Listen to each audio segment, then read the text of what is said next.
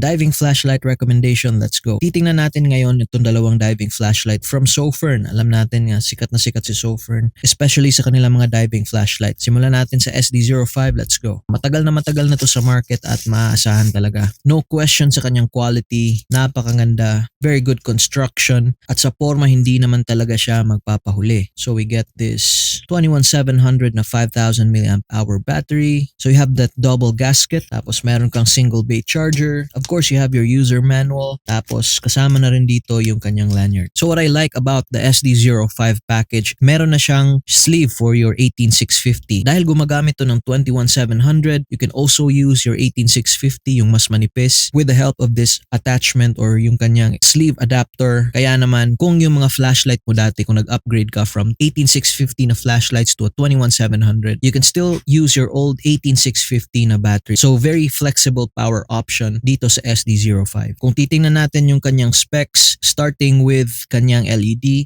meron siyang XHP 50B. So yung pinili ko is the warmer tint, which is the 5000 to 5300K. Meron din silang 6000K, but I prefer the 5000K kasi nga mas gusto ko yung mga warm tints. Isa pang nagustuhan ko dito, aside sa kanyang maangas na design, you have that heat sink for good heat dissipation, tapos yung kanyang switch, maaasahan, matibay yung rotary magnetic switch niya. So you have that low, medium, high. Tingnan nyo naman yung beam profile niya at saka yung beam tint, napakaganda. Tapos yung kanyang switch, walang delay, very snappy, and you can operate this easily with one hand. So you have that hardened mineral glass lens, and then you have that orange peel reflector.